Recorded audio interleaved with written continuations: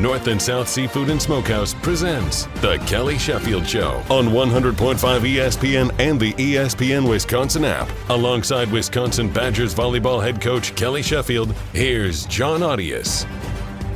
Welcome. This is The Kelly Sheffield Show, brought to you by North and South Seafood and Smokehouse. I'm Jon Arias, joined by Wisconsin Volleyball head coach Kelly Sheffield.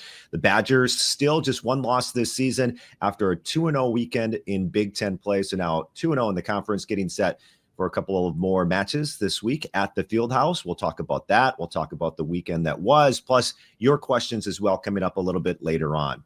All right. Well, Kelly, I know we briefly mentioned it in the post-match show, but I did want to get your thoughts just on 600 wins in your coaching career. What is your reaction to that when you hear that number? I don't know. I don't know if I have much of a reaction to the number. It's always cool to hear from former players. I mean, just anytime, no matter what happens. And so when you're getting texts from people that were responsible for quite a few of them, it's really neat. And that's probably your favorite part for probably about any coach. It's rather than the number itself. Yeah, I'm sure maybe you don't, I don't know, maybe you do remember like 500, 400, 300, 200, et cetera. Maybe you're shaking your head no, which I probably thought you didn't. But my question was going to be, if you had, and I'm putting you on the spot here, maybe take some time to think about this, top 3 wins of your college career. If you had to just put together a small list of the top 3, I think I know one of them, but. Yeah, I mean, the national champ, it's so many, right? It's, our first year, my first year as a head coach, we went 4-20, and that's tough because we were bad, and I'm not sure how we picked up 4 wins, but we did. And then the next year of going 16-15, and so the first 2 years we got 10 average 10 wins, and then I think it was like 20 or 24 or something like that the year 3, but there's buy-in is really important. Buy-in is really, really important when you're going to a new place. You've got to have those players that are kind of all the way in and kind of selling your message. I'm not sure we quite had that in year 1 at Albany, but there was a massive amount of turnover, and then there became that, and then you can kind of get momentum. Dayton was already a really good program, but that second year, I'd say we made a jump as well. Why? Because the leadership and the buy-in, and then obviously what we were able to do here. I had quite a few staff members that had been with me anyway, so it was easier to kind of, where it's not just me selling the message, it was other people. And that was kind of what was different about Wisconsin. With Brittany, Jess, and Gary, and but then you immediately have players like Emery Hickey and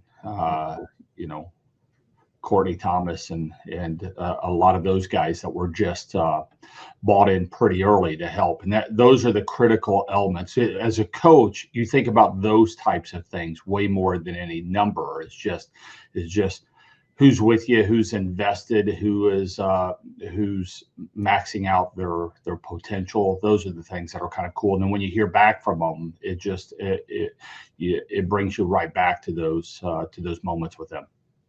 Speaking of buying in, it seems like Madison Quest has really bought into her role on this team. She takes over for Grace Egan last Friday. She steps in. Her numbers over her last 2 matches, 2 starts, her hitting percentage is .407 and 2.3 kills per set. What can you say about the way Quest has handled her new responsibility as the starter? It's what time are we taping this? It's 8:00, and I walked through the field house on my way to the office, and she's down there with John Shondell getting reps right now. On what day are we at? This is Wednesday. Mm-hmm.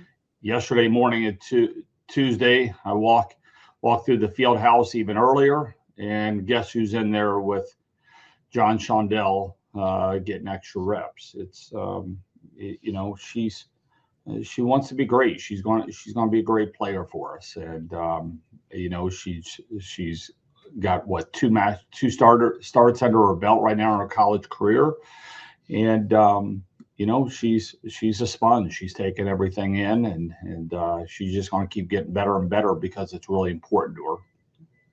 Very cool to hear that. How important was her getting here early and being able to be part of the spring? Remember how she stepped in, hadn't played right side at all of a sudden she's doing that and succeeding. How important were those reps? Yeah, I think it's important for anybody that does it. That doesn't mean that it's the right thing for everybody. Those are two different things. We don't push or really highly encourage anybody to do it. I just hate for them to look back with regrets. And so they've got to generate the conversation, I would say. And then we try to give them the complete picture, the pros and cons of each. I want to say that necessarily try to talk about it, but we don't gloss over some of the, because that's tough coming in mid-semester, because you're almost kind of like out on an island, because you're not coming in with a class, around campus, and it's so there is certainly a different feel. But from a volleyball perspective, I think it certainly helps, especially if you're wanting to get out on the court right away. It's so everything, when you get here right in the fall, everything is new. So, not just volleyball, but your dorm and the people in the hall. You're trying to make friends, academics. You're trying to learn your way around campus. You're trying to stay healthy because cold season is right around the corner. You're traveling so much. You're homesick. There's so much that is. And so if you can get some of that stuff kind of out of the way by coming earlier, and you're calming the mind because you're understanding a little bit more of the techniques, you're getting some reps in without results being a factor.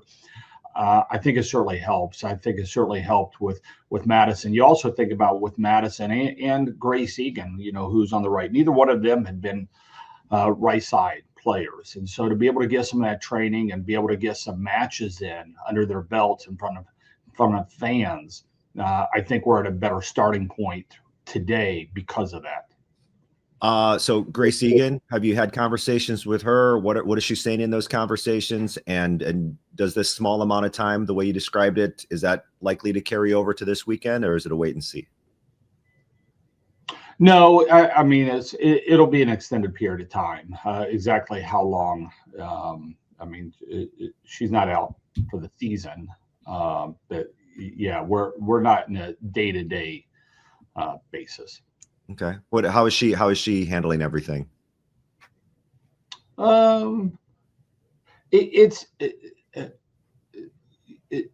always tough for an athlete when they're not able to do what they love to do, and they're watching their teammates and fighting, and they want to be out there, whether they're a starter or they're not a starter. It's always tough for everybody. Some people gets to be really, really tough, that they just, most people are just, but it's going to be hard on everybody. And she wants to be out there, but Grace, I love her spirit. She just has such a positive, optimistic spirit about her. Mm-hmm. You can tell she's really bummed that she's, she's had to, she's had health issues her first couple of years. This is year 3 of her college career that she's had to deal with something, and fatigue starts to set in a little bit for some people. But she's probably handling this about as well as what about anybody can. But there's also, light at the end of the tunnel that she's going to be out there again this season. So it's not a season lost by any means. And I think that we'd be talking about something different if that was the case. Let's take a break. When we come back, I want to get your thoughts, kind of recapping the 2-0 start in the Big Ten and looking forward to the opponents, including what's next on the schedule. That's Illinois. So we'll talk about that next. Your fan questions coming up a little bit later on. You are listening to the Kelly Sheffield Show, brought to you by North and South Seafood and Smokehouse on the Wisconsin Badgers Volleyball Radio Network. This is the Kelly Sheffield Show, brought to you by North and South Seafood and Smokehouse. Wisconsin takes on Illinois Thursday night at the UW Fieldhouse, 7 p.m. first serve. You can listen to our pre-match coverage starting at 6:30 on the Wisconsin Badgers Volleyball Radio Network. That's ESPN Madison. Will be on 620 WTMJ this week, and also ESPN Beaver Dam. So check your local listings, I guess. Your team's 2-0 in the Big Ten. You credited the defense in that win over Iowa, one of the things you credited. What jumped out the most to you after a win in Iowa City? I thought our range defensively continues to get better in the backcourt. I thought we were fighting to keep the balls off the ground really well in the back row. I thought that set the stage. Being able to serve aggressively and in, I thought, our in percentage of serves has gone up this weekend. And that was certainly nice. Those would probably be a couple of things that jumped out, I would say. Side question on the in percentage. Will we see Carter serve again this year? Carter Booth? That serve is just really, really good. It's, I would say on some other teams, she would, her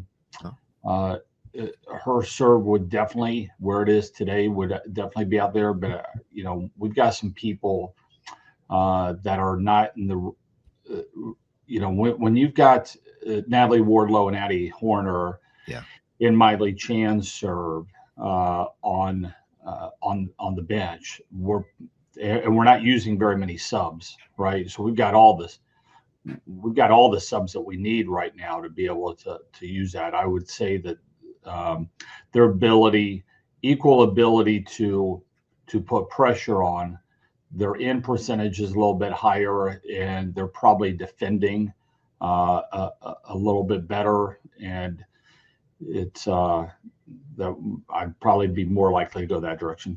Okay. Illinois comes to town at the Fieldhouse. They're 2-0 with wins over Oregon and 10th ranked Purdue.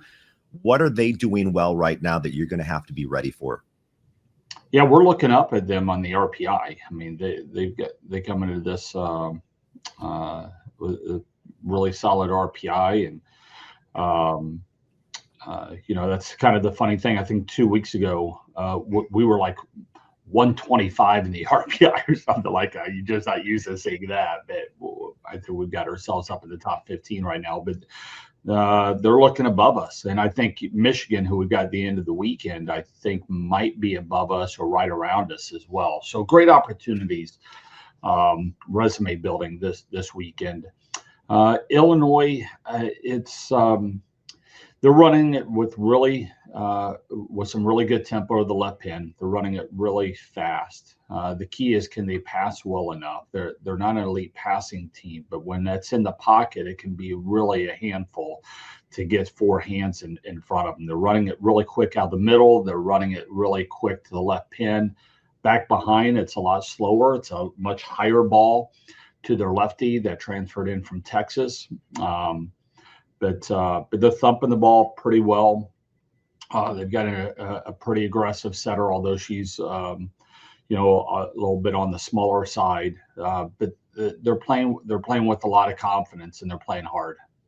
All right. We'll see how that goes this weekend. Like you said, Michigan on Sunday as well. Another match you can hear on the Wisconsin Badgers Volleyball Radio Network. Kelly, we've got a lot of questions from the fans for this one. So let's take a break now, and we'll see if we can get to all of them coming up next. Your questions for the head coach of the Wisconsin Badgers Volleyball team. This is the Kelly Sheffield Show, brought to you by North and South Seafood and Smokehouse on the Wisconsin Badgers Volleyball Radio Network. This is the Kelly Sheffield Show, brought to you by North and South Seafood and Smokehouse. Jon Arias, joined by Wisconsin Volleyball head coach Kelly Sheffield. Okay, it's time for fan questions. So I put out a post on X asking for any questions from the fans, and we've got a few. So I wanted to run through some of these, Kelly, and see what you have to say. So John asks, back in the 70s, I went to a Marquette, Wisconsin basketball game